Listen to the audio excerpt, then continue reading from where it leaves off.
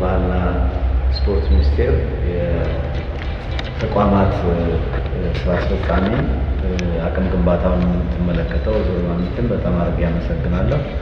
በእሷም ስር ያሉትን ባለሙያዎች በሙሉ በጣም ለማመስገን እፈልጋለሁ። በሌላ በኩል ደግሞ የአይሳናው ፊልም ፕሮዳክሽን እንደዚሁ ወጣቶችን በዚህ ሙያ ለማብቃት ተነሳሽነት ወስዳችሁ ጥረት አድርጋችሁ እነዚህ ልጆች ቤዚክ የሆነ የፊልም እውቀት ለመስጠትም ስለሰራችሁ በጣም እናመሰግናችኋለን። ይህን አይነት ስራ ማጠናከራችሁ እንድትሰሩ አደራ ለማለት እፈልጋለሁ። እንግዲህ ብዙዎቻችን በትምህርትም ለምሳሌ ገፋ አድርገን እስከ ዩኒቨርሲቲ ተማሪነት በኋላ ማስተማሪነት ከመድረሳችን በፊት ልክ እንደናንተ እንደዚህ ቁጭ ብለን ብዙ አይነት ስልጠናዎች ወስደናል። በተለይ ዛሬ ለተመረቃችሁ ልጆች ስልጠናውን የጨረሳችሁ ልጆች የራሴን ልምድ ልነግራችሁና ላበረታችሁ እፈልጋለሁ። እኛ በአዲስ አበባ ውስጥ በአማተር እንቅስቃሴ ተምረው ከፍ ብለው ከሄዱት ትውልዶች መካከል ነው። በዘጠናዎቹ መጀመሪያ በሰማንያዎቹ መጨረሻ ውስጥ አዲስ አበባ በጣም ብዙ የአማተር እንቅስቃሴ ነበር። የአማተር እንቅስቃሴ ዛሬ በሙዚቃው ዘርፍ ብትሄዱ እንደነ ቴዎድሮስ ካሳሁን አይነት እንደነ አብዱኪያር እንደነ አብነት አጎናፍር የሚባሉት ልጆች በዛ ዘመን የአማተር እንቅስቃሴ ውስጥ የወጡ ናቸው።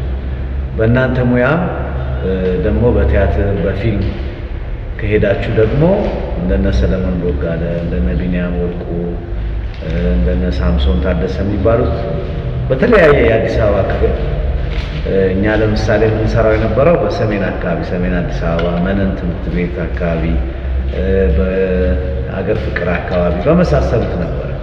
እዛ ውስጥ ደግሞ እንደነ ቴዎድሮስ ለገሰ፣ ተሻለ ወርቁ፣ እነ ደምሴ በየነ አሁን በየቦታው የሚሰሩ እነሱ ጋር አማተር ክበቦችን መስርተን እንሰራለን። ቅድም የጠቀስኩላችሁ እነ ቢኒያም ወርቁ እነ ሰለሞን ደግሞ በዚህ በቄራ አካባቢ ደቡብ ወደዚህ አካባቢ ይሰሩ ነበር። ይህንም አነሳላችሁ ዛሬ ምናልባት እናንተ በስም ላትታወቁ ትችላላችሁ፣ ግን ያኔ እኛም ማንም ሰው አያውቀንም ነበር። ከዛ በኋላ ያ የአማተር እንቅስቃሴን ገፍተን እንደናንተ ለምሳሌ የሚያሰለጥኑን ሰዎች ነበሩ።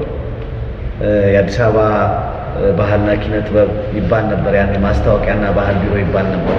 ከዛ ውስጥ የሚመጡ ባለሙያዎች እነዛ ባለሙያዎች በጣም ብዙ ነገር ነው የሰጡት።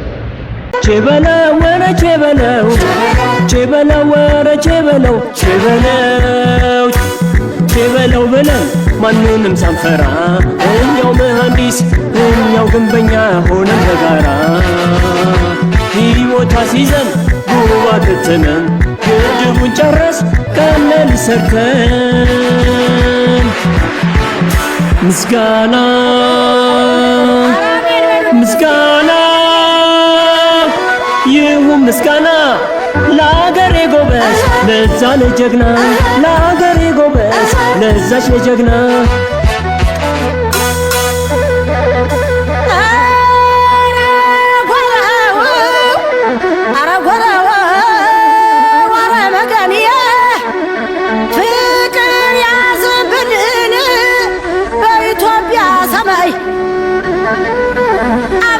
ለመስራት ዳግም ከዚህ በላይ እንዲያው ሰይ